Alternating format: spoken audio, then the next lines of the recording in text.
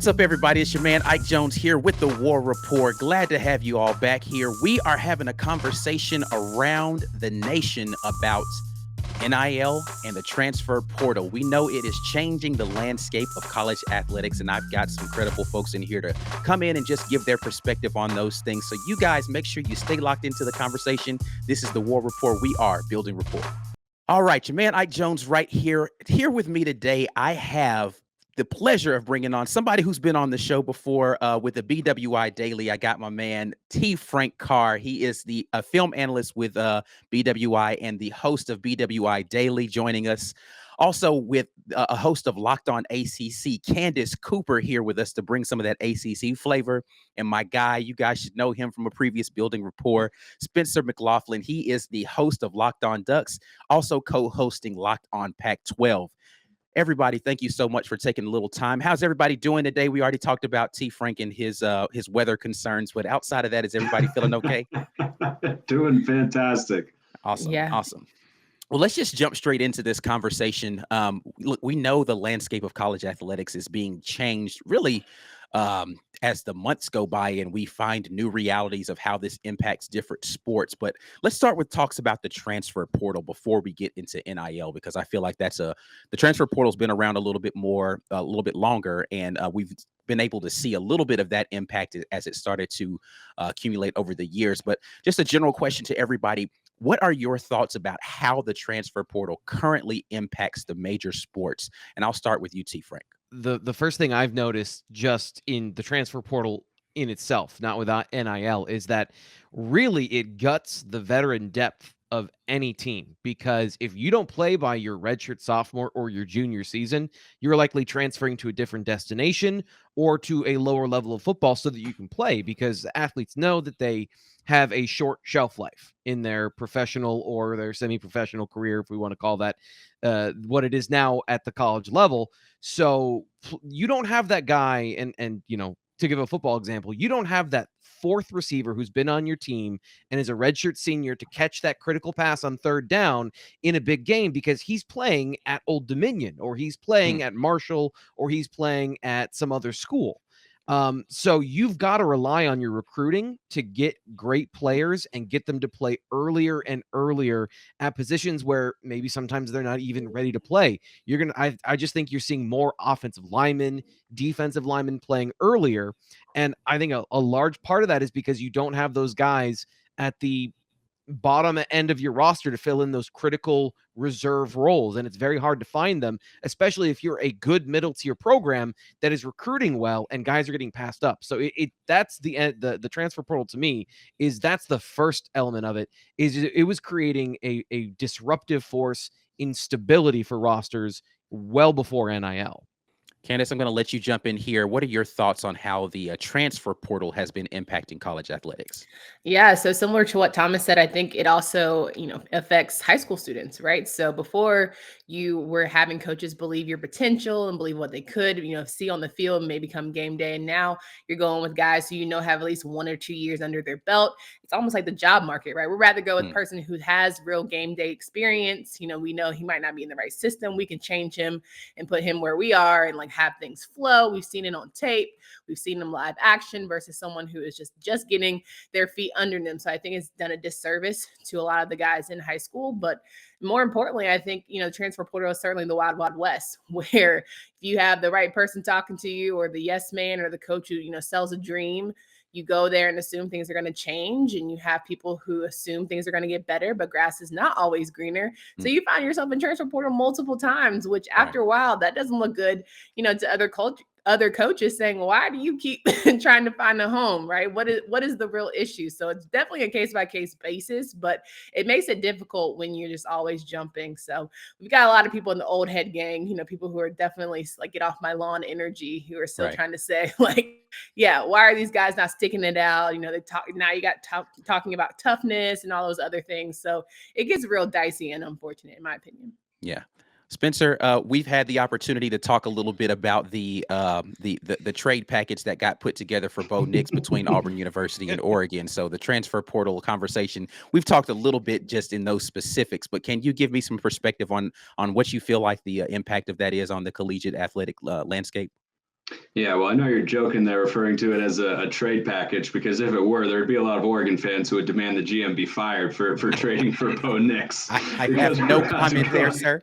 Yeah, we're about to go on that emotional circus, and I've seen it already. Bo Nix hasn't even taken a snap. We're recording this before the spring game this week. Oregon fans haven't even seen him, and that was kind of the biggest move for the Ducks that kind of set off how impactful the transfer portal could be, because after last season, Anthony Brown struggled mightily at quarterback, and he was a transfer. And now you have Bo Nix coming in after a lot of Oregon fans wanted to see Ty Thompson, who was the highest rated quarterback recruit in Oregon history. But now it's kind of common knowledge that Bo Nix is expected to be the starter. So I think you're going to have a lot of fan bases who are going to be in that situation where we follow recruiting so closely in college football, right? It's part of what makes it special and unique, right? The NFL has the draft, and college football has recruiting. So you have all these guys, and we know so much about them. For a guy who's only taken a couple snaps on a Power 5 football field, Ty Thompson has a lot of big-time fans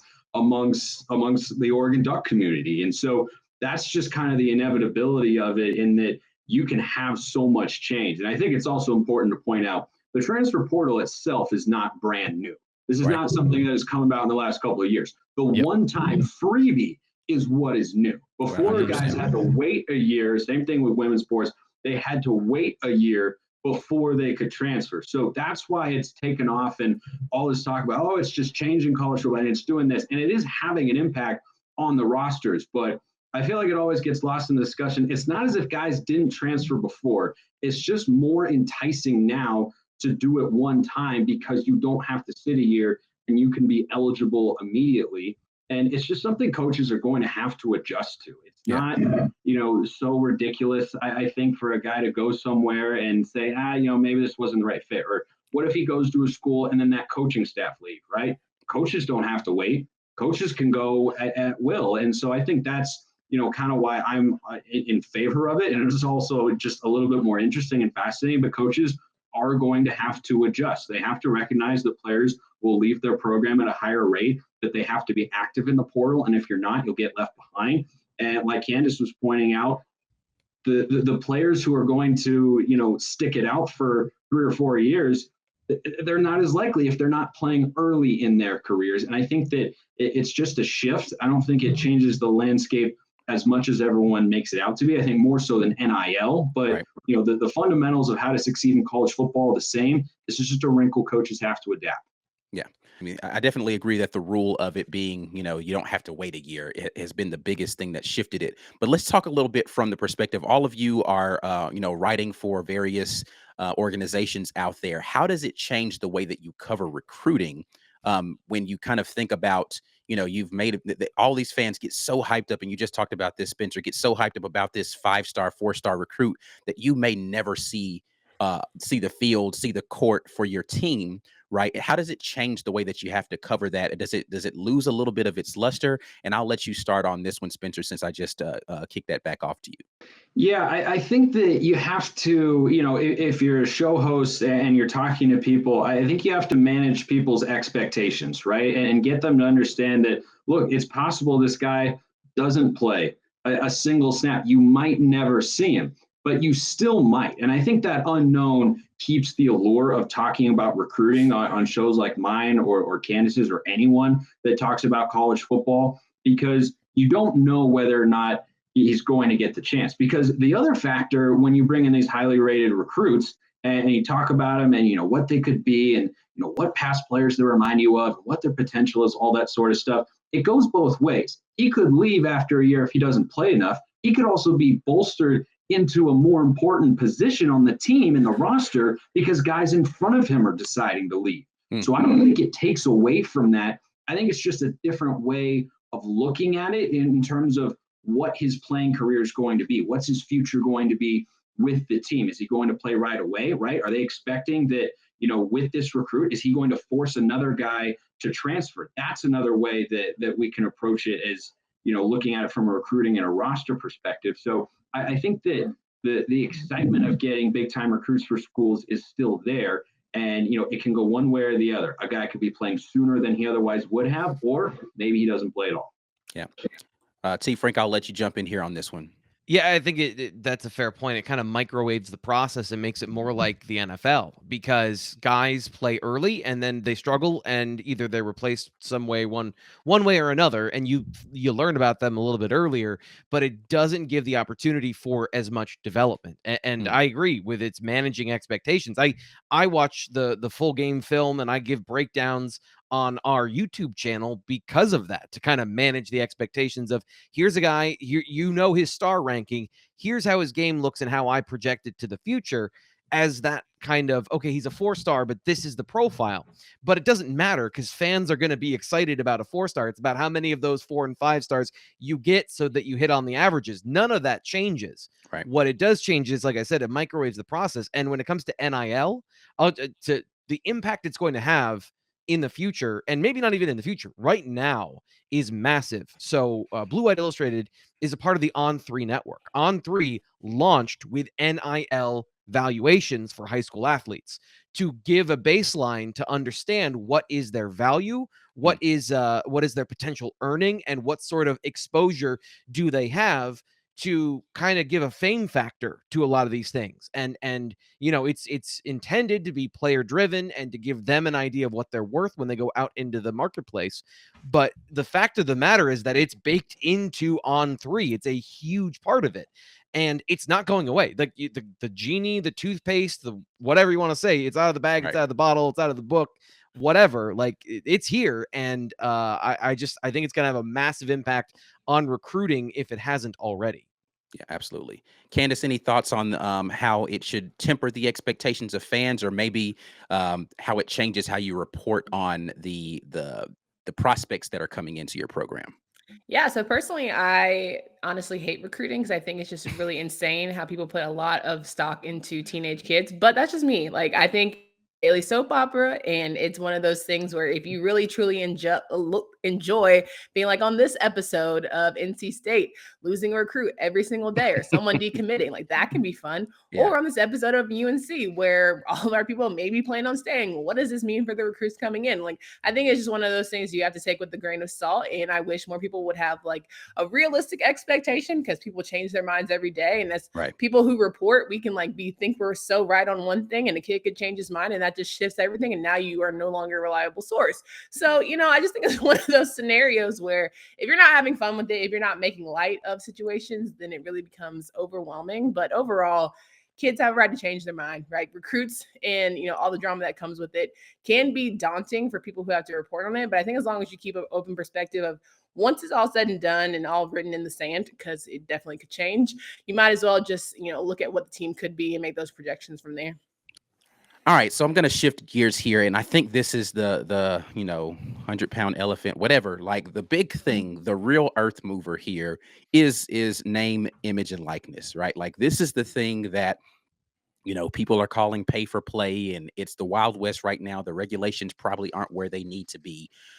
Talk to me a little bit about how you feel like it has changed the landscape of what's going on, and how do programs in your region feel like they're embracing it? Or what's the temperature in the room? And Candace, I'll give you the first bite of the apple here. Sure. So I know personally that it's been very beneficial for a lot of young women who are Mm. trying to just make some money off their name, image, and likeness, and probably get their names out there, especially in the local area. We have a lot of big college towns in the ACC, and so they're having the opportunity to really sell themselves in that aspect. I think when it comes to guys staying who may not see their names on draft boards, it's been very beneficial for them to at least make some money while they're in school. And Mm. so you've seen it kind of favor some guys who probably could use the extra year, but nobody wants to tell them that because everybody's a yes man these days. I know personally firsthand that there are guys who are staying, at certain universities because of NIL deals, and how they pretty much, put it in a nice bow where they're getting dang near like $500,000, if not close to $1 million to stay, which is like, okay, rookie contracts, you start dicing it up and how much you have to tax and all that kind of stuff. You might as well stick around, right? So I think it's just a matter of, if you have the right people in place, if you have the right financial literacy, people around you in place, and you're learning how to best benefit yourself, and you're not just doing it on a willy-nilly, it can be one of the greatest tools and assets for you as you transition into a pro career, if you have that. Yeah.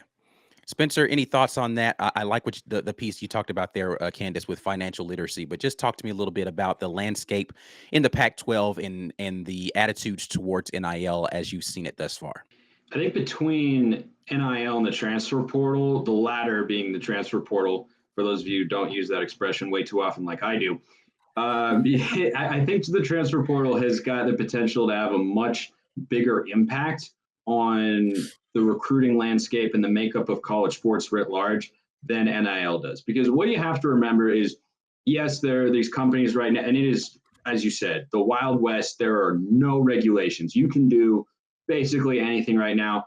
I don't think that that's going to remain. It might be now, but I imagine this year and next, however long it lasts, one day we will look back and say, boy, remember that time when guys could just do X and there was nothing against it?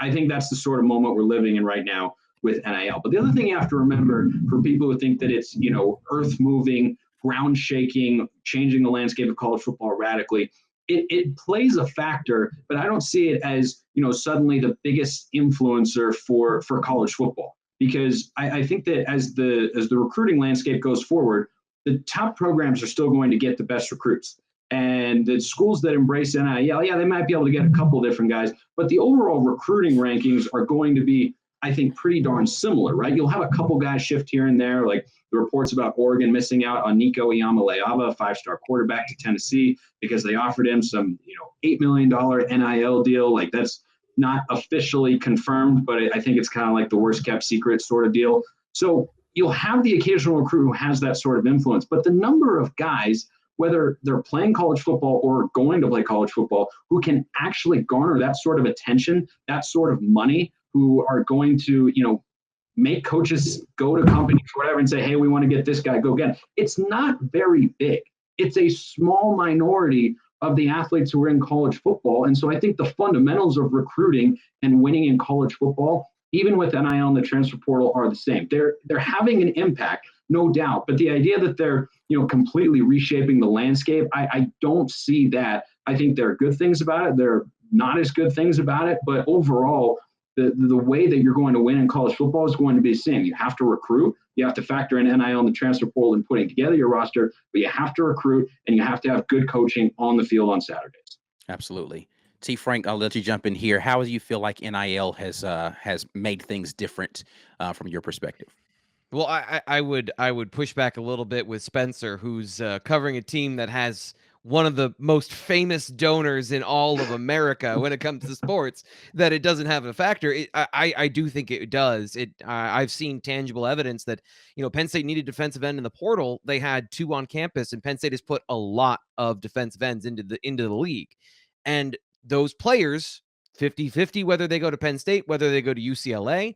The reporting that my colleagues did on this matter was that UCLA had an NIL package in place. Penn State did not. And if you want to know how Penn State is doing with NIL, the starting quarterback, Sean Clifford, has started his own agency to help the players on the team get some NIL deals going. So if you don't have it, it is very different than if you do. And Penn State's most famous alum is Terry Pagula, who owns the Buffalo Bills. He just built a new stadium, or he's, in financing to build a new stadium. So I don't know that Penn State's going to be in the NIL game the same way that some of these other places that have mega donors that can influence big leverage situations where you can set up these places where you can have a collective or a direct pay. That's another thing that's happening, is it's not just these collectives you're hearing about. It's also, you can now directly finance players. You can give money directly to players if you're a donor.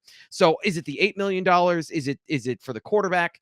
I think if you have an invested and lucrative fan base, it can be a major factor. Now, I agree with Spencer, though, that ultimately being good at getting players to the league is going to get you the most players possible, and recruiting is still a huge part of it. But if you're in that dogfight in the top 20, and the closer you get to the top 5, the more it matters. And Penn State, and James Franklin has talked about for years now, they are in this situation of, they are in the 7 to 14, somewhere in there.